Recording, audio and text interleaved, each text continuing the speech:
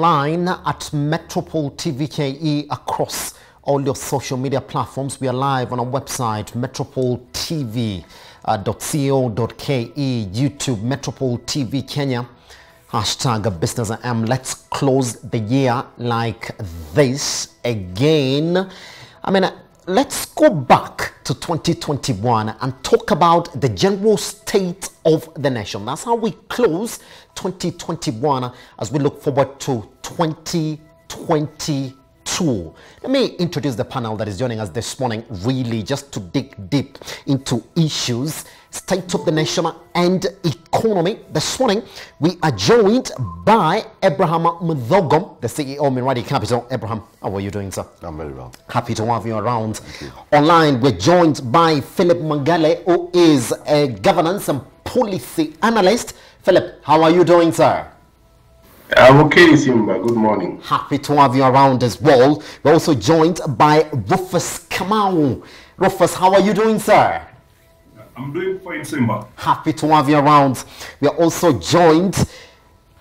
Let me just get the list together as well. It's a packed up list this morning. Tommy Raindo as well is a policy analyst. Tommy, how are you doing, sir? Good morning, Simba. Happy to have you around. All right, now let me get into the introduction. Before then, we get to pick the opening sentiments as well. Collins, how are you doing, sir? I hear you've joined us this morning as well. Good morning, how are you? Fantastic, happy to have you around, Collins.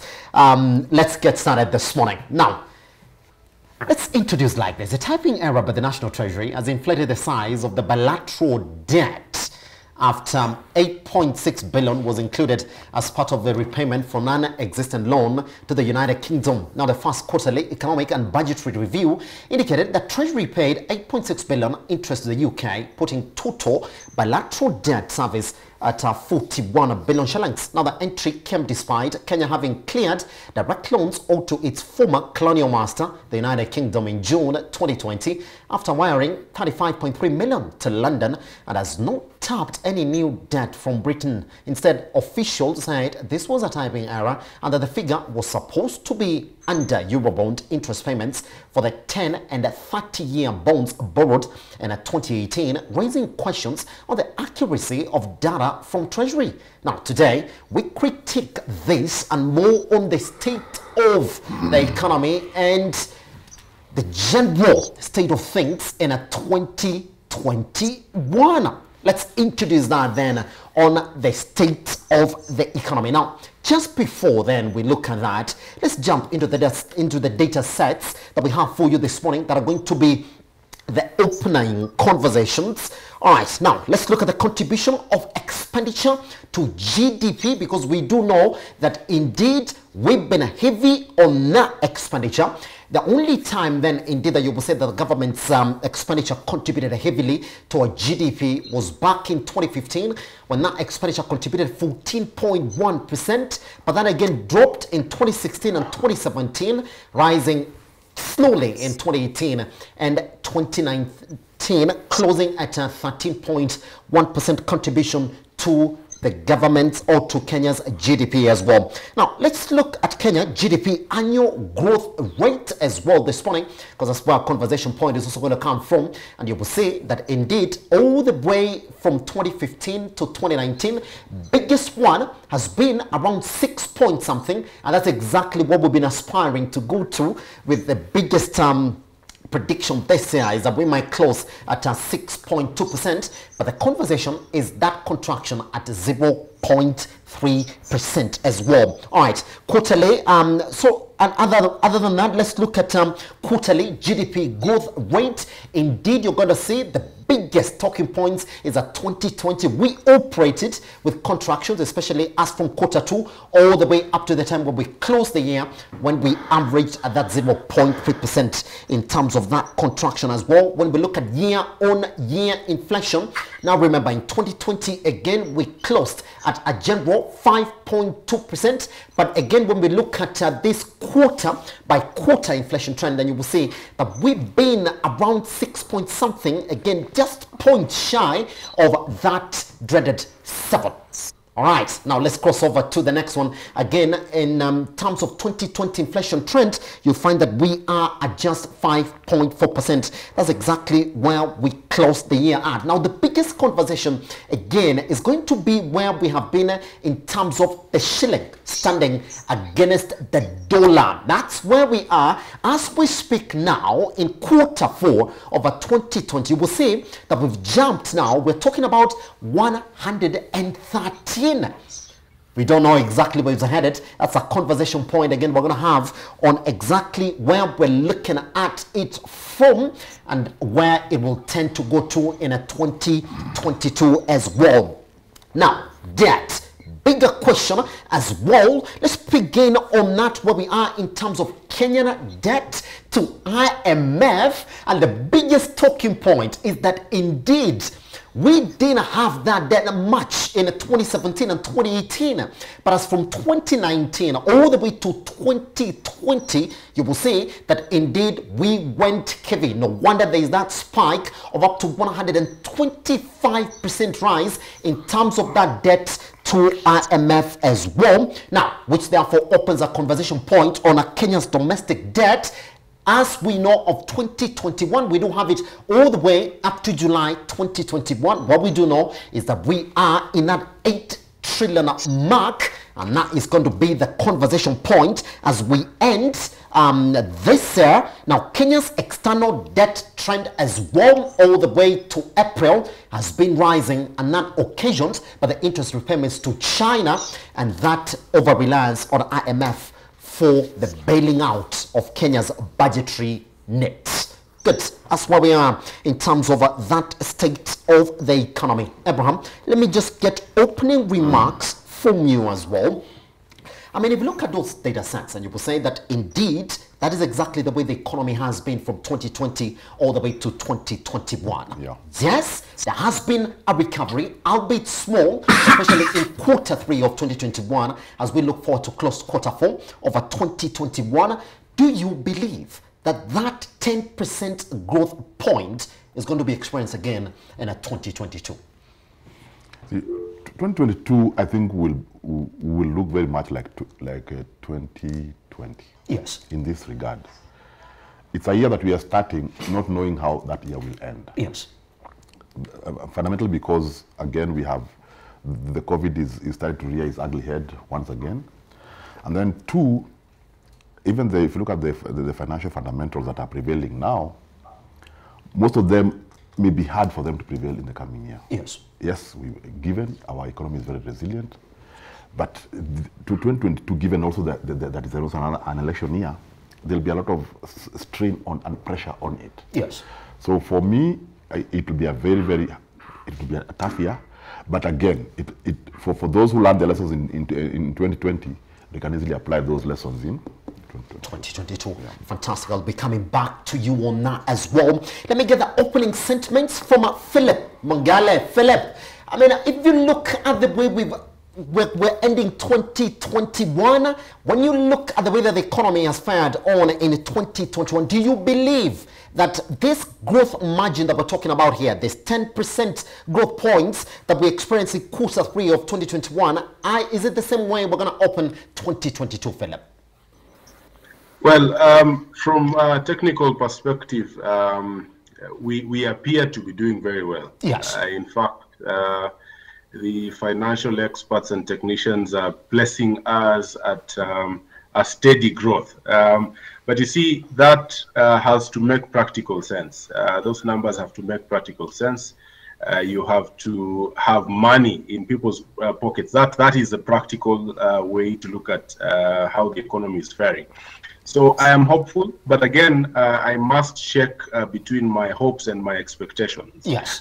Because if you look at how government has been handling fiscal policy, how government has been, handling the economy, I can very surely say that we have a rough patch ahead of us. And considering that we are heading into an election year, we in fact are already in the electioneering period. And going by history, there has always been a dip in our economy preceding the election and a few months or sometimes even a year to 2 years after the election. So yes, I am hopeful that we will begin the year very strong.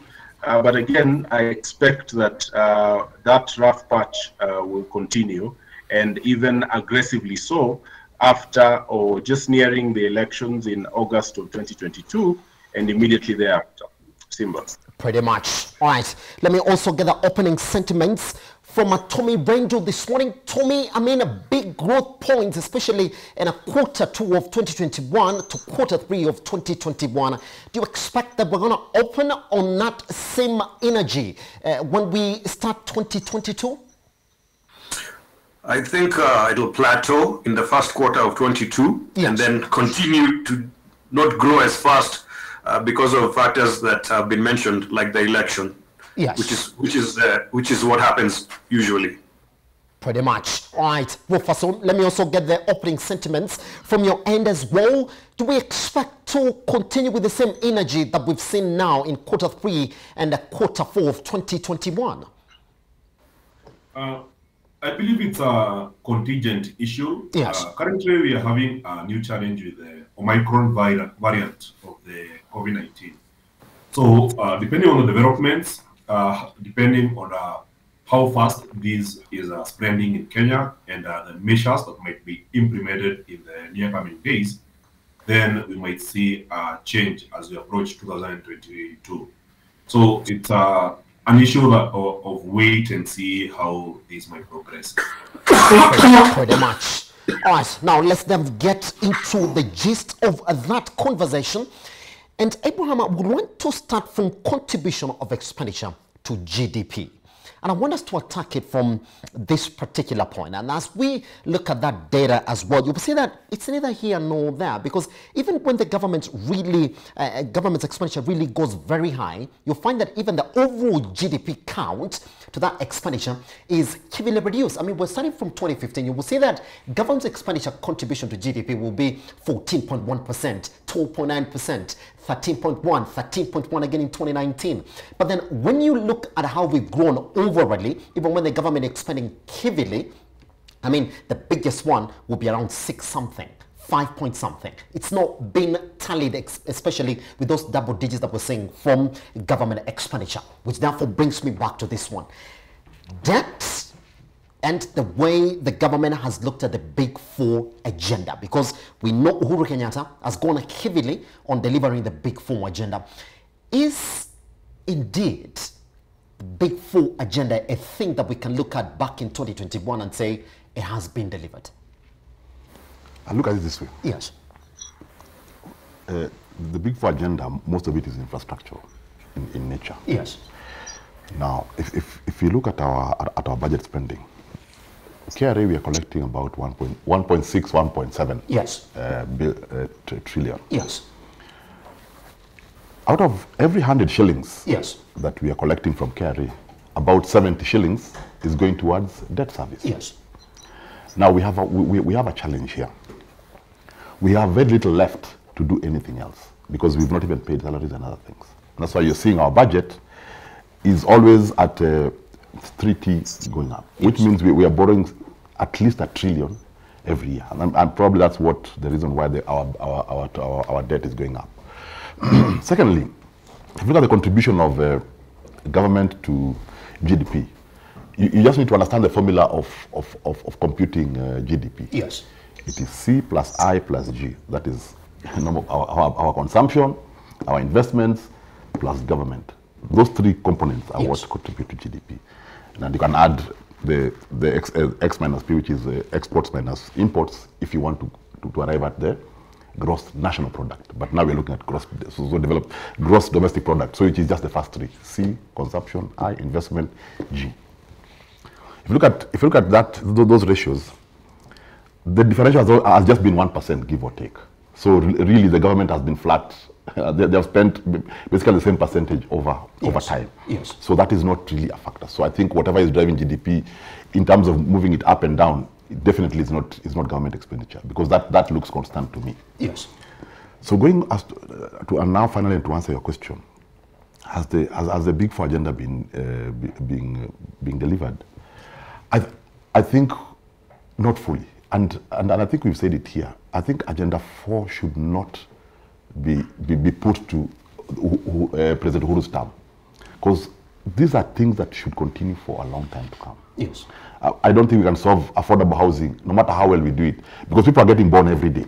So that should be something. It should be a process, something that should always be there. That we're going to be putting up so many houses every year. Yes. We're going to put everybody under universal health care by making sure that we include more and more of ailments covered under universal health care, food security. So all those things are things that should not be tied to a term, but rather should be tied to an agenda of government going forward. Yes. So as to whether it has been delivered or not, I would say it has been initiated.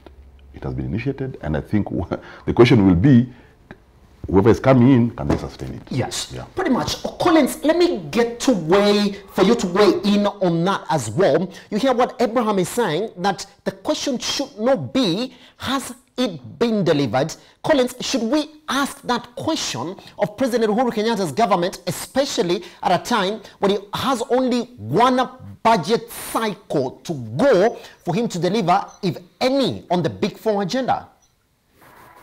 I don't expect any difference in the next budget cycle. Yes. Of the leadership of the President Uhuru Kenyatta, because as I've always said, I think for me the Big Four agenda is always a pipe dream. The people who are supposed to implement it are not aware on how to implement it. I mean, the president is not clear beyond saying universal healthcare, beyond saying affordable housing and all those four agendas. I don't know how the president has, to his foot soldiers, I don't know how he has explained it to them, the realization of this Big Four agenda. Yes. Look at affordable, look for instance, food security. Galana Kulalu failed project, pumped a lot of money into it. There's nothing to show. There's still drought biting people. There's hunger in a lot of parts of this country. Look at universal healthcare. We had COVID.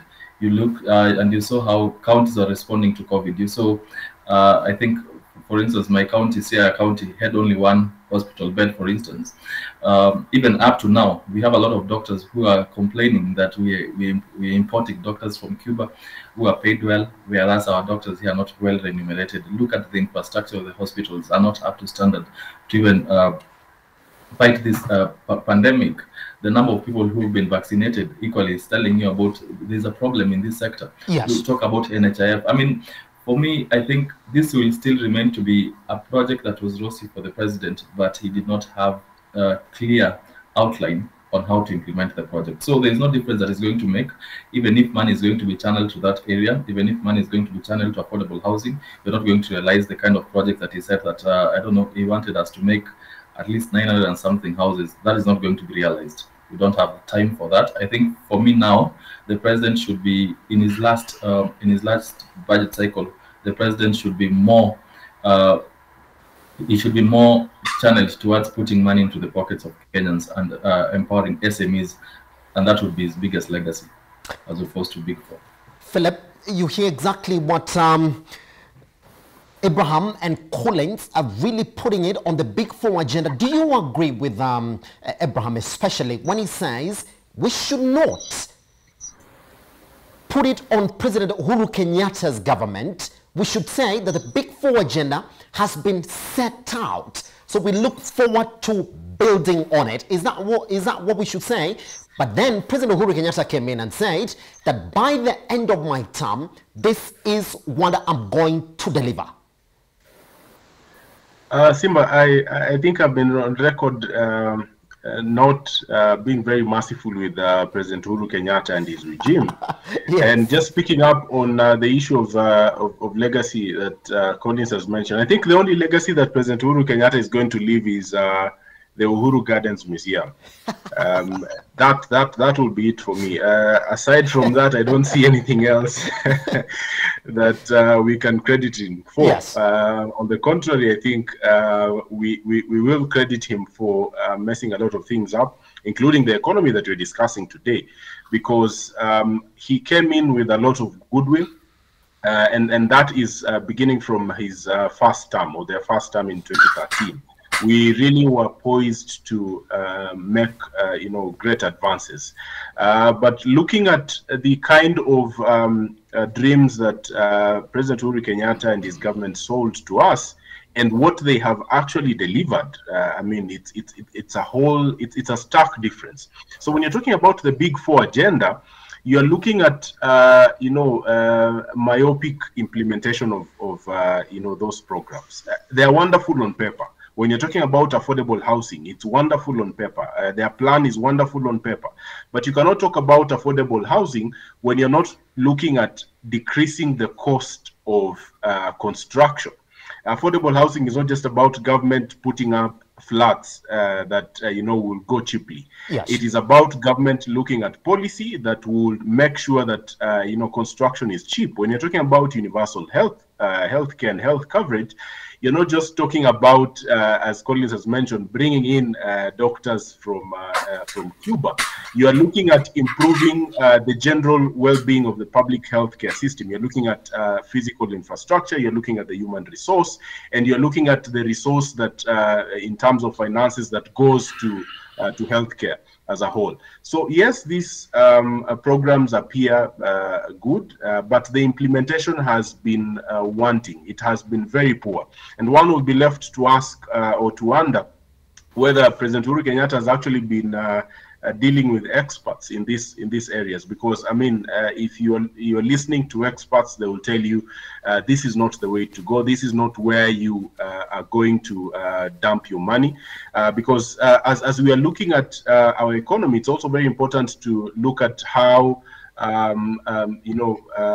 people are earning money in this kind of economy.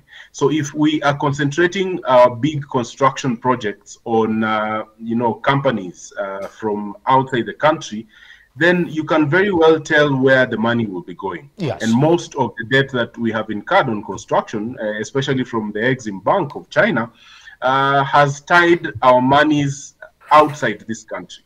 So yes, we'll budget for 100 billion on a project, but that money saved for the kickbacks that would be left in the country, and sometimes not even in the country, because it will be, shipped offshore. That money goes away from the country. So I think the president's government has performed very badly. And if we are to credit it for anything, then it should be just that they have railroaded the economy in the last couple of years. I'll be coming back to you on that as well. Let me cross over to Tommy Rendo this morning as well. Tommy, the Big Four agenda, I mean, because we are drawing close to 2022, the last time ever we'll see President Uhuru Kenyatta in office.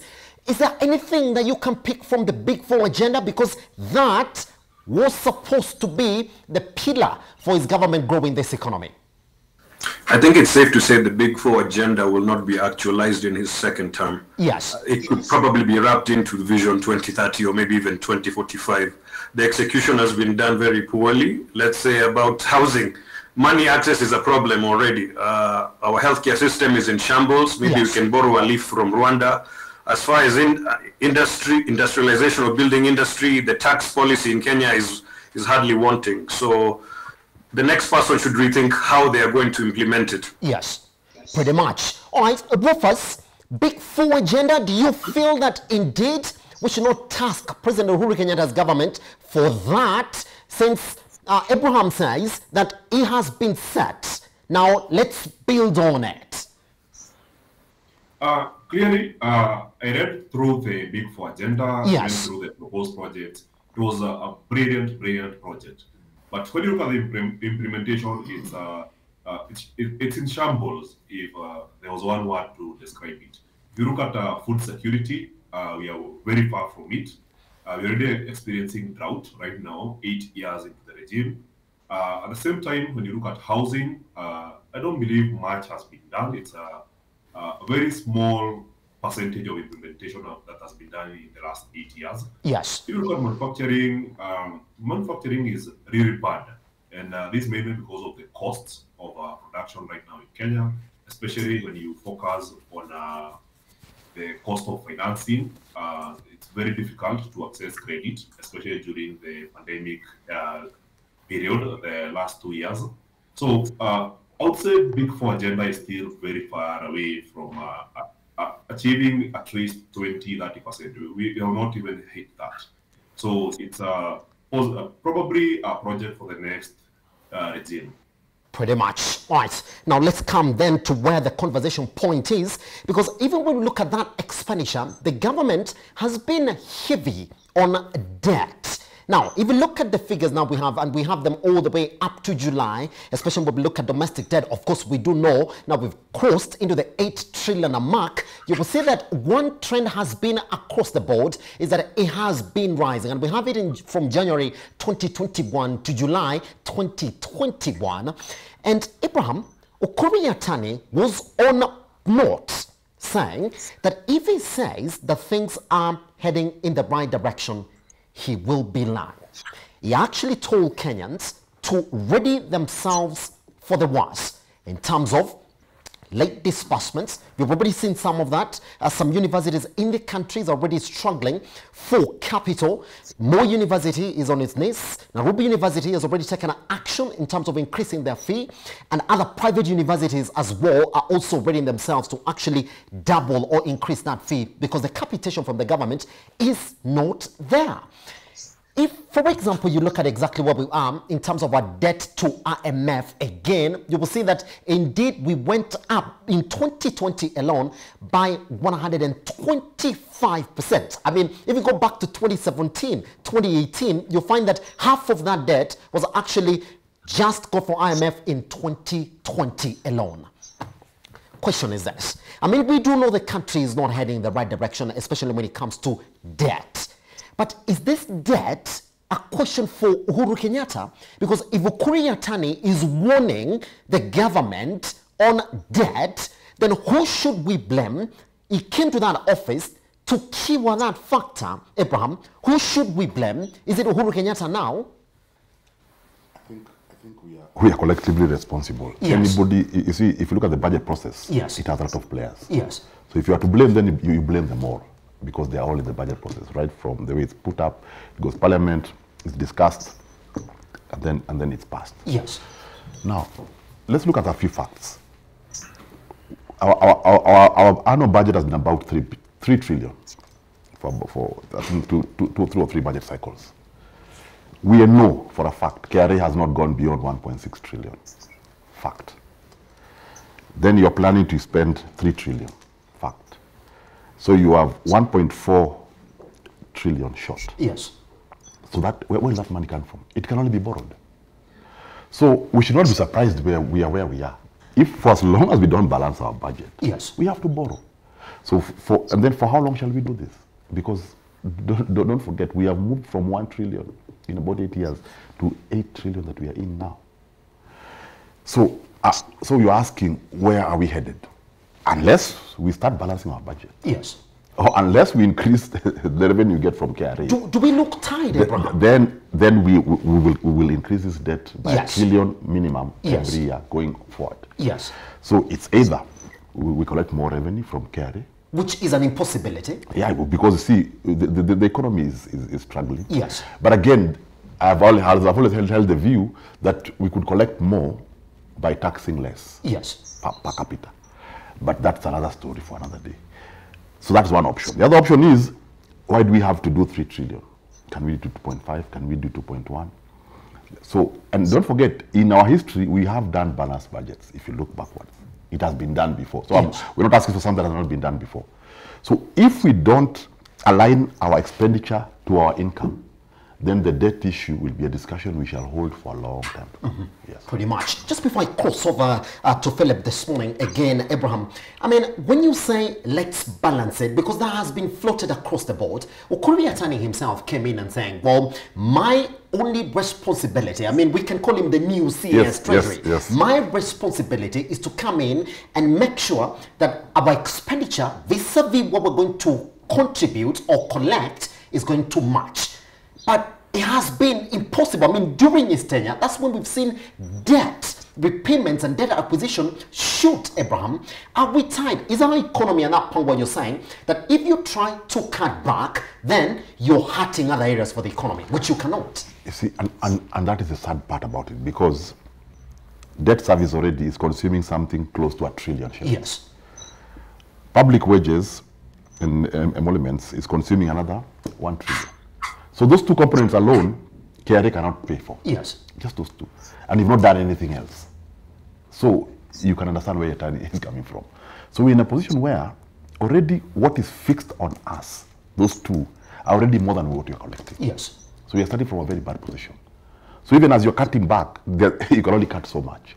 So we can, even if we were to say we'll do nothing else than do those two, then we'd have to increase our revenue from 1.7 to at least 2, so that we get all our money and pay those two and wait for the next month and, and don't grow. So yes, we're in a very bad position. But again, the beauty of debt service is that you can renegotiate it, you can reschedule it, you can restructure it. For the public wage bill, in the short run, you may not do much, but over time, SRC has very clear plans, yes, if they're allowed to do their thing, yes, of how we can manage that bill. So those two can be managed, but debt, we can manage them even in the short run. Today, if we called international lenders to our room and told them we have 8 billion on offer, we wanted to come up with restructure solutions for us, we would get them. We would get them.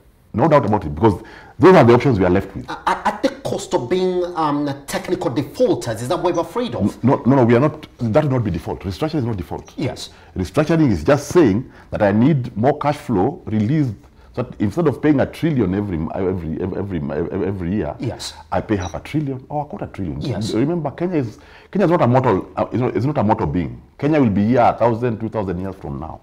So what is the hurry to pay? Get good moratoriums, get long-term loan tenors, get low interest rates, and they are there. Yes. We just need to come out clean and say, this is what we have, put all the debts together, because some of them have very bad terms. Yes. Because some of those debts, we took them when nobody else wanted to look at us. Remember, when the president came in, very few countries wanted to look at us because of ICC was prevailing at that time. So probably we signed very bad debt deals. But now, we are a darling of many nations. Now is the time to take advantage of that goodwill, yes, and restructure this debt. At least sort out this part, this $1 trillion. Yes. Issue. Then now give time to the other $1 trillion to be sorted out, and now be able to do more within KRA means. Pretty much. Abraham, I'll come back to you, because indeed we tried that, and you see exactly what Exim Bank of China did when we were sort of saying, are we able to pay or no pay now? It looks as if we are tied already, because they also threatened to stop releasing any funds into the country, that the Exim Bank of China. Philip, let me get to you, or for you to weigh in on that as well. When you have Ukuri Yatani coming out and warning the government, and you like to also think, is it not part of government? So who is he warning indeed about debt acquisition? And for a man who's in that office, he came in saying, well, look, the only responsibility that I have now is just too much collection versus debt. But he hasn't done it. Philip, is debt becoming a political issue where now Ukuri Yatani has to come out and warn Uhuru Kenyatta? You like to think that, hey, Bwana, this debt, it's getting out of question. So what we want to do with it? Philip, can you weigh in on that as well? You know, Simba, sometimes this government makes some of us who comment on these issues to appear very cynical, because they put us in a very tight spot. So when the cabinet secretary for Treasury is telling government that you know we have a debt issue, then you're left to wonder. I mean, who is he communicating to? He can write to the president. He can walk to the president and tell him these things. Yes. He's not communicating to Parliament. Yes. I mean, it's just crazy. But when you're talking about our debt, it's not the first time. This is not the first year that you know, we are saying that our debt is unsustainable. Yes. And right now we are talking about, if you're looking at Kenya's overall budget, we are looking at about close to 10 trillion. That is, if you're factoring in the national government debt, you're looking at parastatal and county debt. We are at about 10 trillion. Yes. But when you're looking at unsustainable debt, I think Abraham has mentioned partly on this, we're also looking at expenditure. So if our expenditure is still the same and in fact rising, then there is no way we are going to deal with this debt issue in the next 1 year, because we are still spending more than we are earning as government, talking in government terms, and we will still have to borrow to finance that shortfall. So that this debt issue is not going to go away anytime soon. Yes. If we maintain, our expenditure, and ours is a largesse economy. We cannot justify, living the way we are living. And if I may put it bluntly, we are an eating economy. Everything that comes in is being eaten away. That is, really what it is. So for me, us responding to debt in a very logical way and in a very sustainable way would be cutting down our expenditure. Yes, that will deal a blow in very many sectors, but we must take very stern action if we are to secure this country for the future. Let me just give you an example of Greece. Greece was doing very well at some point until people are warning Greece about their debt. And if you have to talk about GDP, because I hear people talking about GDP in a way that appears as though we can feed on GDP.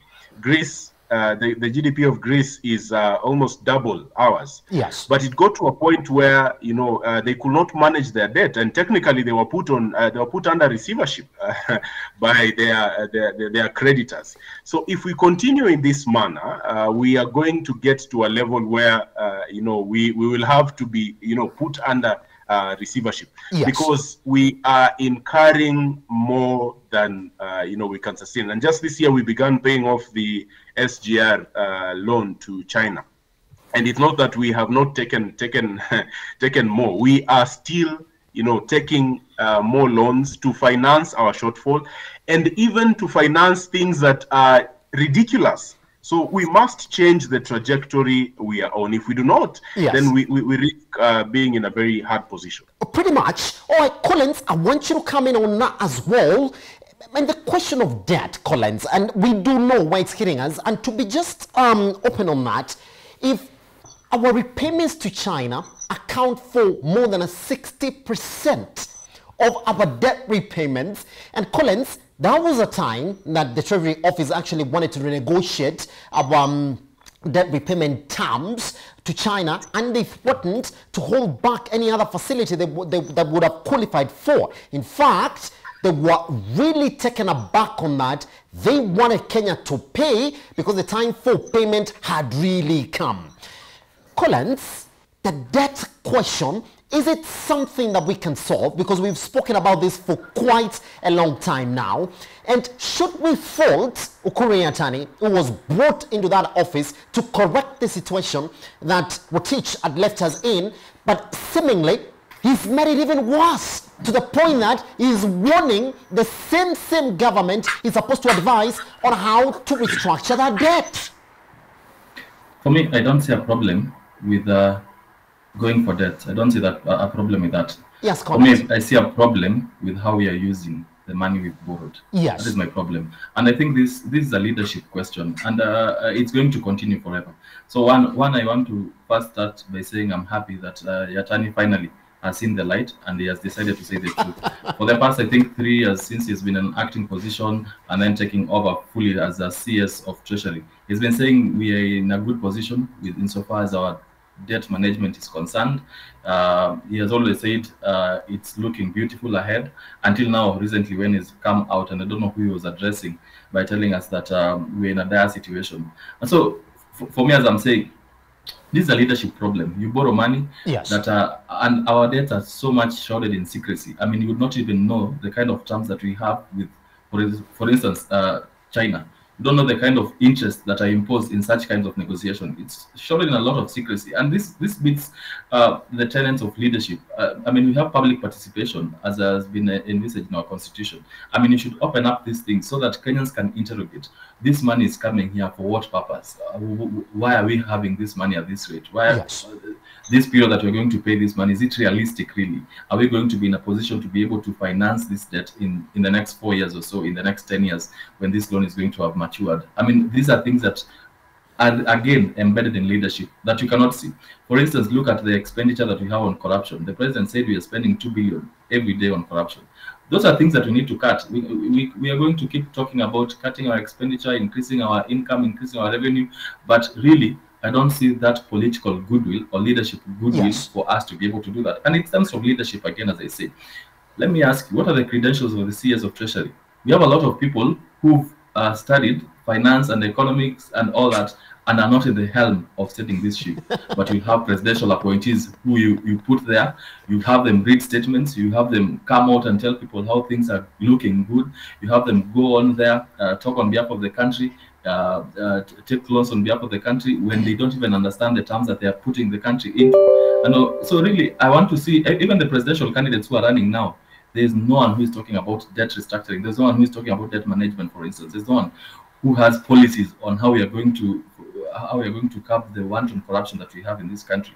So for me, if you're going to borrow money, let Kenyans see the impact of that money that you borrowed. If you're saying you're borrowing money for us to construct roads or for us to do what with infrastructure, let Kenyans feel that. So far, Kenyans have only seen Uhuru Gardens and SGR. And SGR is something that has beaten us right from when it was constructed until now, still shedding a lot of secrecy. We are told that, I don't know, part of the cost was used security for that. I mean, these are things that should not have been there, ideally. So for me, I would want to see the next government, because we've totally lost it insofar as this government is concerned. I want to see the next government involving people insofar as this their ideal these decisions are concerned. For me, I want to see the next government, because we've totally lost it insofar as this government is concerned. I want to see the next government in pretty much. All right, let me cross over to just Tommy Rendo quickly, Tommy, just before we take a short break, then I come in and also get the reactions of Rufus on that ballooning debt, which is running out of hand. Tommy, I mean, for you, where do you stand in this debt crisis when it comes to the Treasury seemingly not being able to actually contain it in the short span that Ukur Yatani spent in that office? I believe the president was once a minister of finance. He probably has a better understanding than all of us how government spending and borrowing works. So he does not need Yatani to tell him. But also, Parliament has failed in its oversight role. They just rubber stamp whatever proposals are brought to them. And I know the budget committee has a lot of people who are very experienced in finance. So there's plenty of blame to go around. Then you also have the corruption issue. It's not really being addressed. We need to see heads roll. We need to see people's property taken, you know, things like that.